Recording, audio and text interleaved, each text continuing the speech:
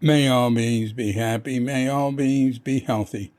May all beings be free from harm. May all beings love life. May all beings awaken. Welcome to another Cuke audio podcast. I pray that you and yours are safe and comfortable, free from economic hardship, and able to get out and do whatever it is you want within the limitations of the universal precept of do as little harm as possible. I was gonna do I was gonna have a guest today,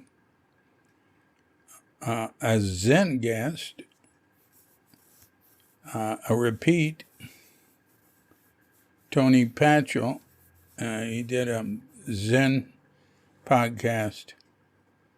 He talked about his practice, his way-seeking mind story a few weeks ago. And I wanted him to talk about his work as a social worker. And he did. But something went wrong. The file was corrupted. So I sent him an email. It's never happened. It's never happened to me. I assume it's on the end of the program that did it. It records. It didn't have him at all. That's never happened. Now that's just one program. There's 3 ways I can do it. The other one wasn't coming up for some reason. It's out to get me. But also, I can, Skype, you can record Skype now. They just have a little button you can hit to record. So I think I'll try doing it 3 ways next time. It was really good. We're going to do it again. In fact, we're going to do more than one with him. His stories are good. Basically, he reads them. Anyway, that's not happening today. Today is life in Bali. So, let's see. Well, one thing about life in Bali is I broke a thumbnail on my right hand. I was opening the latch. The Bondi, our dog, her collar has there's a leash that latches onto it, and you pull it back, and I guess it got a little, from the humidity, it got a little stuck. When I tried to open it, I used my thumbnail, and it just broke the thumbnail back, like halfway back, and it tore across, but not all the way. And that was like a couple of weeks ago. And I've been keeping it connected. It's still sort of alive. It's still got good color because it's connected on one corner about a 1/5 of it. It doesn't hurt or anything. But if I don't cover it, like with a Band-Aid or tape or something, then I'll catch it and it'll pull it out, and that'll sort of hurt. And I don't want to, because it'll tear into the cuticle. And so I've been using Band-Aids, plaster they call them here, and a sort of duct tape. It's like duct tape light. That one was good. That lasted. And I've used masking tape and Scotch tape. They don't tend to last, because my hands get... But it's really weird. I went swimming in the ocean today, and the Band-Aid from this morning, it was still on. And then I came home and took a shower, and it was still on. And it just came off just now when I got ready for bed, and I'm going to do this before I go to bed. And I'll put a Band-Aid on it before I go to bed, or, it just catches on everything. So that's my health report. Now, I want to say, going to the beach, it's just amazing. There's no lockdown on the beach or anything now. There's different levels of lockdown. And this is Saturday, And we get down there, and there is there. As we get to the beach walk, there's a restaurant that's open on the left, and it's got a couple eating there, and there's the cook sitting on the right smoking outside. And then we keep going straight. We cross the walkway to go down to the beach. And there's a couple of stands there with women that sell things, dresses and material. We say hi to them. And Katrinka gave one of them 4 mangoes she just bought from this very nice, very old lady, very thin, that pushes a cart along the beach walk. And, I mean, she's been doing it 4 years we're here. And she just looks like she's on her last leg, I want to tell you. But she keeps doing it, and, we pay her more than we would getting them from a local vegetable or fruit stand. But, we like to buy from her now and then. We're pretty dependable, and she gives us stuff, too. Sometimes I'll buy 4 mangoes, and she'll just throw 4 more down there. I mean, I know where she gets them. It's a room full of mangoes, But sometimes, she's like really thin and really old. And people have told me she takes care of her grandkid. And she's always working. I see her out, and there's a field near here. I see her out there harvesting tall weeds from it to feed the cattle. I think somebody told me her name was Wayan, which means firstborn, male or female. But we never call her that. And then I asked a woman in the shop, I said, her name's Wayan, right? And she said, call her Bu Manku. Bu is short for Ibu, mother, or it's like Mrs. Manku is a priest. It's a Hindu priest, not the highest Hindu priest. Remember, they can do ceremonies and stuff. So that's very interesting, Bu Manku. I'm going to have to inquire about that. So anyway, we walk further and pass a little hut and a volleyball court, and then we go down to the beach. And, the sand was too hot to walk barefoot. That didn't happen that much. We just left the coolest part of the year. So, it's where the sand starts getting wet. It's near the water, and it was high tide today, and we were like an hour and a half after high tide, so I can still go swimming. We put our sandals down. I take my T-shirt off. I actually take my swim trunks off and swim in my underwear, and put my mask in the pocket of my shorts and Bondi's. I take off Bondi's leash. Wait before we get to the beach. When we get away from serious traffic, well, really not very serious, just a 2-way street that has cars and motorbikes going by sometimes. To the long gong, they call it, alley that comes down to the beach. I'm freer for that. So anyway, put that on, and, we stand there, and you can see about 100 yards to the right, maybe 150 yards to the left. There was no one else. Just us. There's boats tied up, like small fishing boats. Colorful, really nice looking. Nobody. Oh, well, there's some guys up a little higher flying kites. They're always flying kites. Whenever there's any movement in the air, there's guys flying kites. So, it was good. It was sort of a hot day and so great. I hadn't been swimming in a week. I really should swim twice a week, at least. But it's good walking. We walked down there once. At low tide, you can just walk out on it. You can't swim. Anyway, it was really nice. That was great to go back. But when I don't go there, if I hadn't been in a week going down there, it's like going there for the first time. It's just, oh, it's so wonderful. It's so great going swimming. And, I swim out of ways. There's a reef. So it's not like swimming in the ocean. It's pretty calm. It's very calm. Sometimes when there are waves, they're like inches high.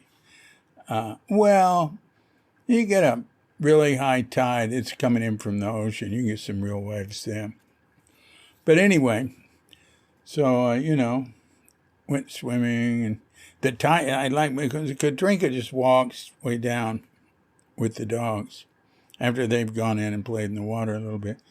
So the water always moves to the left or the right one way, and at different speeds. So I swam against it for a ways, and then I went back with it down toward where Katrinka was walking. I love to do that, and I see how far I can get before she's coming back, so I can meet her and we can walk back together. And I go outside of where the boats are tied up in the water. And anyway, that was neat. So anyway, then she told me to read Jackie Pomeroy's COVID-19 report for today. Jackie Pomeroy, COVID-19 report it's Bali COVID-19 update is what it is. It's on Facebook, and it is a absolutely thorough daily report on COVID-19. How many people are tested positive, how many died here in Bali and Indonesia, and various side comments. It's really thorough. And I think she's doing it from the Bay Area, San Francisco area, I think Alameda. It doesn't matter where she is, she gets their information. But she's quite familiar with Bali. A lot of people, they don't live here all the time. I don't know what her story is. I don't know her. Anyway, but a lot of local people read it. So I'm going to read you what it said today. It was an unusual post. Bali COVID-19 update. Jackie Pomeroy, admin. 9 October 2021. This is the only post today. There are days when I am both deeply shamed and humbled by the generosity of the Balinese, and yesterday was one. For the second time in about as many weeks, 2 places with staff that have worked extremely hard to vaccinate foreigners who have been unable to obtain vaccines elsewhere have told me they are either closing operations or are not sure they will continue. The reason is the abuse their staff are receiving from foreigners. She's quoting staff. We mostly hear, you are, and then there she just has symbols like, nasty words. And she has, anyway, a lot of verbal abuse and other coarse words in several languages. We are not familiar with, this is coming from an Indonesian, from a Balinese. We are not familiar with first name, middle name, family name, surname, because we don't have them. Because we must do the forms manually. We make mistakes, and people get very angry and are not polite, or they cannot use Peduli Lingkungan, which we do not control. That's Peduli's care. Lingkungan is means protect. Peduli Lindungi is a surveillance app, and it's really good to have it. I don't have it, but a lot of people have it. And it, if somebody you've been around gets COVID, they can see that. I should get it. It's just an app you can download. So they're saying, a lot of them don't have that, and in which case they'd be all registered and everything. We do this work sincerely and without payment. And after, we respond with a smile and say thank you and continue to do our work with dedication. Jackie, that was all from someone who worked there. Jackie says, it breaks my heart that these are the words now ringing in their ears. If you had trouble getting vaccinated, if you were turned away time and again and would like to tell these workers how you felt when you finally were able to receive their first dose, thanks to their efforts, please say so below or send me a message. I will compile them and make sure these thanks are delivered where there are sore hearts from bitter words. Okay, that's what she wrote. Now I'm going to read you some of the comments. David Beavers writes, I would like to add my words of praise and sincerest thanks to all those involved in administering vaccinations in very difficult circumstances. They all deserve a big round of applause. Thank you so much. And Carol Kendall, makes us so sad to hear these kind, generous people are being treated so badly. We are not in Bali, but have family living there. So grateful they have been able to receive their vaccinations. We look forward to the day we can return to enjoy the wonderful hospitality and kindness always shown by the people of Bali. And then Lean Vasses, we should be humble and grateful being able to live in this beautiful country among these amazing people. Thank you for having vaccinated my daughter, Sarah. I wrote, and listen, I don't know how many comments. Let's see, how many comments does it say there? There are a lot. Oh, yeah, there it is. 316. Yeah, I'm going to read them all now.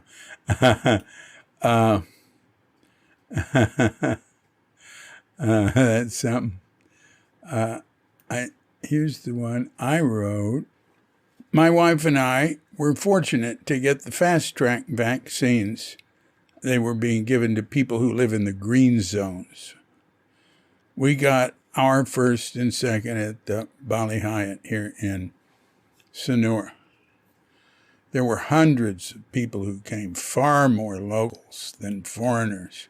We were so impressed by this is very true, how efficiently it was run. The special staff for those days were so helpful and friendly. It's hard to imagine that people who were having a hard time getting vaccinated would be rude and ungrateful while receiving life-saving vaccines. That's terrible. We are so sorry that anyone would treat our wonderful hosts like that. And then I got a reply from Vera Risnayani. Vera Risnayani. She says, many thanks, David. We raised our hands to organize the events as volunteers supporting local authorities out of pure wish to get all of us closer to better conditions. We met so many encouraging expatriates who were very, very kind and helpful, and who helped us communicate even with limited language understanding, but also a very few expats that were disappointing in their demeanor. Overall, the Sanur vaccine sessions was a series of shared hope and shared feelings of support for each other. Yeah, I mean, our experience was just it was so super positive. It was just like so well done. And it's the Bali Hyatt here is like the most high-end, beautiful resort. It was just massive gardens and everything's just totally beautiful. And just, I mean, the amount of money, they must have gone into just the gardening alone, and then the woodwork and the stonework and it's amazing. And how could people pay those prices? I mean, it's so unnecessary, but people do. A lot of Indonesians do. And there's not many places open. It's one of the ones that's open. And it depends. Sometimes it's not open depending on on the lockdown situation. Anyway, so I just wanted to let you know that was happening. We experience very, very little rudeness every once in a while. Sometimes Northern Europeans can be very short, and they don't necessarily mean to be rude. They're just used to being that way. But I don't know. Eastern Europeans and Russians can sometimes be have more. They seem to have more aggressive type cultures or something. But I really don't know. So, the big deal here is opening the place back up. It's all aimed at that. Not only from Bali, but from the Indonesian government. Now, the Indonesian government gets most of their money from oil and mining money and stuff. They're not getting ripped off so bad by Western countries that set up ridiculous deals, to get all the profits from their natural resources by setting it up with, dictators that they then back up and give weapons to mass murder people. But I won't get into that any further. That's not happening right now. Just wanted to let you know what's happening with all that. And now it's time to say goodbye. This has been a Cuke audio podcast, a Life in Bali podcast. I'm DC Poohbah of Cuke Audio and Cuke Archives, coming to you from sleepy Sanur with Dogette Bandita Feline Cuchita and dear lovely Katrinka, and we're wishing you and yours and all of us a grand awakening.